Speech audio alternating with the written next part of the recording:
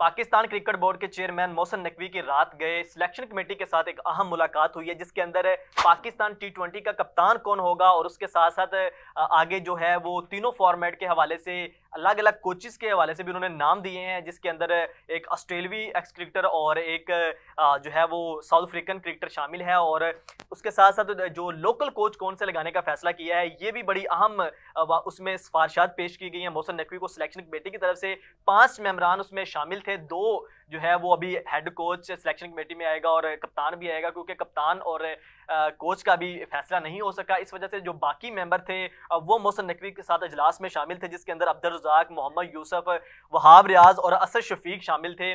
और ये जो है वो मुलाकात उनकी हुई है, उसके अंदर बहुत सी जो है वो अहम पेशरफ्त हुई है। जिसके साथ साथ दूसरी जानब ककूल के अंदर पाकिस्तान के मुमकिन 29 खिलाड़ियों का कैंप जारी है। वहाँ पे बहुत ज़्यादा सख्त ट्रेनिंग करवाई जा रही है। जो खबरें कल निकल के सामने आई कि आजम खान की जो फिटनेस है वो बुरी तरह एक्सपोज हुई। वो 2 किलोमीटर की रेस भी जो है वो नहीं कर सके, 2 किलोमीटर नहीं भाग सके और 20 मिनट के अंदर उन्होंने ये फासला तय किया, रास्ते के अंदर बैठ गए थे। जिसके अंदर जो सबसे जो फिट क्रिकेटर है उसमें से निकल के आए हैं वो अरफानुल्लाह खान नियाजी थे और उसके बाद मोहम्मद रिजवान। तो बाकी जो प्लेयर हैं उनके भी जो है वहाँ पे कुछ 2 ग्रुप्स बनाए गए हैं। एक तो ऐसे हैं जिनकी जो है वो बड़ी सख्त आर्मी के अंदर ट्रेनिंग चल रही है और दूसरी जानब कुछ 5 क्रिकेटर ऐसे शामिल हैं जो इनका रिहैब चल रहा है, उन्होंने जो है वो सख्त ट्रेनिंग में हिस्सा नहीं लिया। जिसके अंदर इमाद वसीम है, उस साबजा अफरान है और ये ऐसे क्रिकेटर हैं। फ़खर जमान भी उनमें शामिल है और हारिस रऊफ भी, चूँकि ये इंजर्ड थे, इस वजह से इनको ना तो रेस में शामिल किया गया और ना ही जो दूसरी सख्त ट्रेनिंग है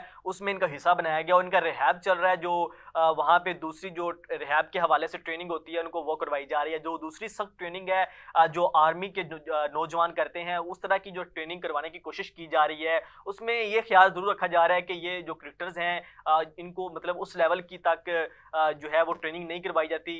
इनका जो है वो फिटनेस का उस तरह से ख्याल रखा जा रहा है, जो थोड़ी सी कम इनके ऊपर तरस भी खाया जा रहा है, क्योंकि रमज़ान भी चल रहा है और डाइट के हवाले से भी इनके वो डाइट दी जा रही है जो इनके लिए ज़्यादा बेहतर है। तो इस हवाले से अब कप्तानी के हवाले से जो मेन चीज़ें जो है इस वक्त गर्दिश कर रही हैं सोशल मीडिया पे कि मोहसिन नकवी को जो सिफारिशात पेश की गई हैं उसमें यह कहा गया है कि बाबर आजम को जिस तरह से हटाया गया था वो दुरुस्त फैसला नहीं था। वो एक इंतकाम लिया गया ज़का अशरफ की तरफ से जो पहले चेयरमैन थे। तो इस वजह से जो बाबर आजम के साथ हुआ वो ज्यादती थी। इस वजह से बाबर आजम को दोबारा से कप्तान बनाना चाहिए और बाबर आजम के अंडर पाकिस्तान क्रिकेट टीम को आगे की सीरीज खेलनी चाहिए और T20 वर्ल्ड कप के अंदर बाबर आजम को लीड करना चाहिए। जबकि एक रुकन ऐसे थे जिनका ये कहना था कि अगर इस वक्त आप जो है वो शाहीन शाह अफरीदी को कप्तानी से हटाते हैं तो ये उनके के साथ भी नाइंसाफी होगी, क्योंकि शाहीन शाह अफरीदी ने अभी सिर्फ एक सीरीज कप्तानी की है न्यूजीलैंड के अगेंस्ट और एक सीरीज के बाद उनको हटाना ये बड़ा नामुनासिब होगा।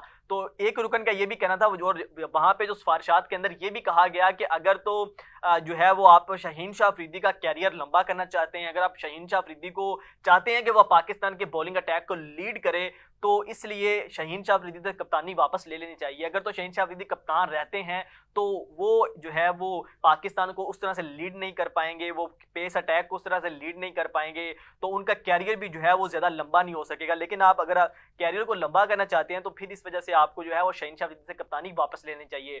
तो वहाँ पे जो अंदरूनी ज़राए की जो खबरें यही आ रही हैं कि मोस्ट प्रोबेबली ये डिसाइड हो चुका है कि बाबर आजम भी ही दोबारा पाकिस्तान टीम के कप्तान बनेंगे। लेकिन बाबर आजम ने भी कहीं ना कहीं ये शर्त रखी है मोहसिन नकवी के आगे कि जी अगर मुझे कप्तान बनाया जाता है तो फिर तीनों फॉर्मेट का कप्तान बनाया जाए, क्योंकि जो है वाइट बॉल की कप्तानी तो मुझे पहले भी मिल रही थी जब ज़का अशरफ ने कहा था कि आप टेस्ट की कप्तानी छोड़ दें, टेस्ट की रखें और वाइट बॉल की आप छोड़ दें। तो अब जो है वो वाइट बॉल की मिल रही है और टेस्ट की जो है वो नहीं दी जा रही। तो इस वजह से उन्होंने कहा है कि वो अगर कप्तानी लेंगे तो वो तीनों फॉर्मेट की कप्तानी लेंगे। तो ये चीज़ें जो है वो इस वक्त चल रही हैं। अब कुछ रोज़ में ये फैसला होने जा रहा है, क्योंकि पाकिस्तान का टीम का जो कैंप है वो ईद से 2-3 दिन पहले ख़त्म हो जाएगा और इस कैंप से पहले ही कोचेज़ का फैसला होना है और इस कैंप से पहले ही कप्तान का फैसला होना है। क्योंकि जब आपने टीम का ऐलान करना है तो उसमें सिलेक्शन कमेटी का जो रुकन है वो कप्तान भी शामिल है और हेड कोच भी शामिल है।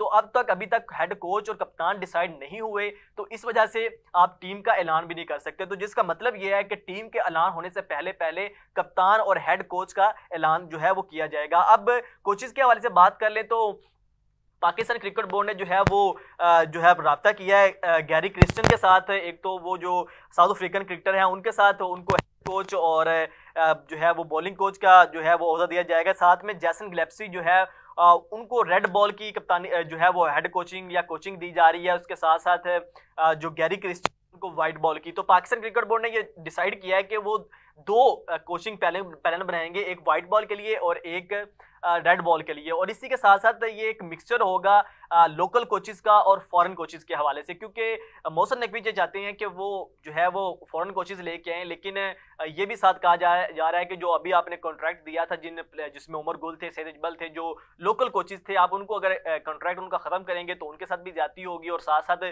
जो आपने महंगे कॉन्ट्रैक्ट्स किए हैं उससे बोर्ड को भी नुकसान होगा। तो इस वजह से अभी जो है वो फॉरेन कोचेस की अवेलेबिलिटी भी उस तरह से नजर नहीं आ रही। तो तमाम के तमाम फॉरेन कोचेस की बजाय उन्होंने कोशिश ये की है कि हम जो है वो फॉरेन और लोकल कोचेस को मिला के एक कम्बिनेशन बनाया जाए, जिसके अंदर एक रेड बॉल के कोच होंगे और एक व्हाइट बॉल के कोचेस होंगे। अगर रेड बॉल या व्हाइट बॉल में से दोनों कोचेस के अंदर से कोई एक कोच जो है वो अवेलेबल नहीं होता तो उसकी जगह पे जो दूसरी फॉर्मेट का कोच है वो अपनी जिम्मेदारियां निभाएगा। तो पाकिस्तान क्रिकेट बोर्ड ने ये फैसला किया है, जिसके अंदर अभी जो रुकन शामिल हैं उसके अंदर अब्दुल रज़ाक, मोहम्मद यूसुफ, वहाब रियाज और असद शफीक शामिल है। जिसके बाद अभी जो है वो और एक डाटा एनालिसिस जो है वो शामिल किया गया है और जिसके बाद कोच आएंगे, हेड कोच और साथ कप्तान। तो कप्तान मोस्ट प्रोबेबली बाबर आजम जो है वो दोबारा कप्तानी उनको मिलने का इम्कान है, डिसाइड हो चुका है ऑलमोस्ट, बस अनाउंसमेंट बाकी है कि बाबर आजम जो है वो पाकिस्तान क्रिकेट टीम के दोबारा से कप्तान बन रहे हैं। तो कोचेस के हवाले से मैंने आपको बताया कि ये दो कोचेस के नाम फाइनल हुए हैं जो पाकिस्तान क्रिकेट बोर्ड ने किए हैं, और कप्तानी के हवाले से पाकिस्तान ने जो है वो बाबर आजम